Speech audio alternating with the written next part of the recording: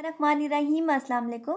आज की वीडियो आपको बहुत ही ज़्यादा फ़ायदा देगी, इसलिए कि इसमें मैं आपको डायरेक्शंस के बारे में सिखाऊंगी। आपने किसी जगह की डायरेक्शंस के बारे में पूछना है तो आप किसी से किस तरह पूछेंगे, आज आप इस वीडियो में सीखेंगे। तो आइए अपनी वीडियो को स्टार्ट करते हैं। इस वीडियो में पोस्ट ऑफिस के बारे में पूछा जा रहा है, यानी आप पोस्ट ऑफिस जा रहे हैं, आपको रास्ता नहीं पता, आपने किसी से किस तरह पूछना है, ये सब कुछ मैं आपको इस वीडियो में सिखाऊंगी। नंबर 1 पे देखें, सेंटेंस है excuse me, where is the post office. माफ़ करना, डाकखाना कहाँ है। यहाँ पे देखिए मैंने सबसे पहले लिखा है एक्सक्यूज़ मी। किसी को आपने अपनी तरफ मुतवज्जा करना हो तो इंग्लिश में हम उसे कहते हैं एक्सक्यूज़ मी। बहुत सारी पहले भी वीडियोस में मैं आपको इसके बारे में डिटेल में बता चुकी हूँ। यहाँ पे मैं आपको सिर्फ इतना सा बताऊँगी ताकि वीडियो छोटी रहे, बड़ी ना हो। एक्सक्यूज़ मी, माफ़ करना। ये सॉरी वाला माफ़ करना नहीं, बल्कि ये किसी को अपनी तरफ मुतवज्जा करने के लिए आप बोल रहे हैं कि एक्सक्यूज़ मी। तो इसका मतलब उर्दू में तो माफ़ करना होता है, लेकिन असल में इसकी सेंस क्या होती है, आप किसी को अपनी तरफ मुतवज्जा कर रहे हैं। वेयर, कहाँ, इज़ द पोस्ट ऑफिस, डाकखाना कहाँ है। Where is the post office, डाकखाना कहाँ है। आप होटल जा रहे हैं, होटल का आपको पता नहीं, आप किसी को किस तरह पूछेंगे, excuse me, where is the hotel, hotel कहाँ है। माफ़ करना, होटल कहाँ है। या excuse me, where is the street number 9, कि गली नंबर 9 कहाँ है। एक ही सेंटेंस से आप बहुत सारे सेंटेंसेस बना सकते हैं। जो भी जगह पर आप जा रहे हैं, आपने किसी से रास्ता पूछना है, सबसे पहले उसको अपनी तरफ मुतवज्जे करेंगे, आप एक्सक्यूज़ मी का इस्तेमाल करेंगे। उसके बाद वेयर इज़ द के बाद जो भी जगह पे आपने जाना है, आप उसका नाम लेंगे। यहाँ पे चूँकि पोस्ट ऑफिस के बारे में पूछा जा रहा है, इसलिए मैं इसको इसी तरह बोलूँगी, excuse me, where is the post office. आगे देखें, are you going on foot, क्या आप पैदल जा रहे हैं। यहाँ पे गौर करें, ऑन का प्रेपोजिशन इस्तेमाल किया गया है फुट के साथ, तो इसका मतलब होता है पैदल। वो आपको पैदल देख रहा है तो वो आपसे सवाल इस तरह कर रहा है, are you going on foot, क्या आप पैदल जा रहे हैं। Are you going by car, क्या आप गाड़ी से जा रहे हैं। Are you going in a taxi, क्या आप टैक्सी में जा रहे हैं। देख लें, प्रेपोजिशन के इस्तेमाल से आप मुख्तलिफ से जुमले भी बना सकते हैं। यहाँ पे चूँकि पैदल के बारे में बात की जा रही है तो सवाल इस तरह से है, are you going on foot, क्या आप पैदल जा रहे हैं। आपका जवाब क्या होगा, yes if it is not far, हाँ अगर ये दूर नहीं है तो, यानी ये दूर नहीं है तो मैं पैदल चला जाऊँगा।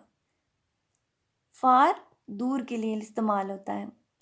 आगे देखें, go straight and then turn left at the intersection then ask there, सीधा जाओ और फिर चौक पर बाएं मुड़े, फिर वहाँ पूछ लें। यहाँ पे सबसे पहले जिस चीज़ के बारे में ज़ोर दिया जा रहा है वो है गो स्ट्रेट। गो का मतलब होता है जाना, स्ट्रेट सीधा। किसी को भी आपने कहना सीधा जाए, go straight. And then turn left, यहाँ पे स्पेलिंग पे गौर करें, THEN, इस देन का मतलब होता है फिर। और अगर आपने किसी के साथ किसी को कंपैरिजन, किसी के लिए आपने लफ्ज़ इस्तेमाल करना है, किसी का कंपैरिजन करना है, जैसे she is taller than me, तब आपने देन के स्पेलिंग लिखने हैं THAN। बोलने में दोनों देन एक जैसे होते हैं, THEN वाला भी और THAN भी, लेकिन दोनों के जो मानी है वो मुख्तलिफ है। THEN जो मैंने यहाँ पे लिखा है इसका मतलब होता है फिर। THAN आपने किसी चीज़ के बारे में कंपैरिजन करना है तो उसके लिए आप देन का लफ्ज़ इस्तेमाल करेंगे। She smarter than me, she is taller than me, मुकाबला कर रहे हैं, कंपैरिजन कर रहे हैं, तो तब हम THAN वाला देन इस्तेमाल करेंगे। यहाँ पे कहा जा रहा है एंड देन टर्न लेफ्ट, और फिर क्या करें, बाएं मुड़े। एट द इंटरसेक्शन, चौक पर। इंटरसेक्शन आपको पता है हर रोड के ऊपर आपने देखा होगा, रोड सीधी जा रही होती है, उसके बाद क्या होता है, एक इंटरसेक्शन आता है, रोड दाईं तरफ भी मुड़ रही होती है, बाईं तरफ भी मुड़ रही होती है, सीधी भी जा रही होती है, लेफ़्ट साइड की भी ट्रैफिक होती है, राइट साइड की भी होती है। ऐसी जगह को इंटरसेक्शन कहते हैं। मुख्तलिफ रोड्स जो हैं एक ही रोड से निकल रही होती हैं, उसको इंग्लिश में कहते हैं इंटरसेक्शन। तो यहाँ पे उसने कहा है जब आप इंटरसेक्शन पे पहुँच जाएं, जब चौक पर पहुँच जाएं, तो आपने क्या करना है वहाँ, देन आस्क देयर, वहाँ पूछ लें। यानी अगर मैं आपको यहाँ से गाइड करूँ तो आपके लिए मुश्किल होगा कि आपने राइट जाना है या लेफ़्ट जाना है, आप चौक पे जाकर कंफ्यूज हो जाएंगे। तो उसने यही आपको कहा है कि आप सीधा जाएं, वहाँ पे आपको एक चौक मिलेगा, इंटरसेक्शन मिलेगा, वहाँ जाकर आप मज़ीद पूछ लें। तो इस तरह बोल रहा है वो, go straight and then turn left at the intersection then ask there. सीधा जाओ और फिर चौक पर बाएं मुड़े, फिर वहाँ पूछ लें।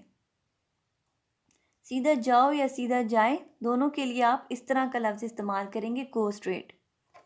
आगे देखें, आप किस तरह से उसको पूछ रहे हैं, हाउ फार इज़ इट, ये कितना दूर है। यानी इंटरसेक्शन के बारे में आपने पूछना है कि ये इंटरसेक्शन के बाद कितना दूर है।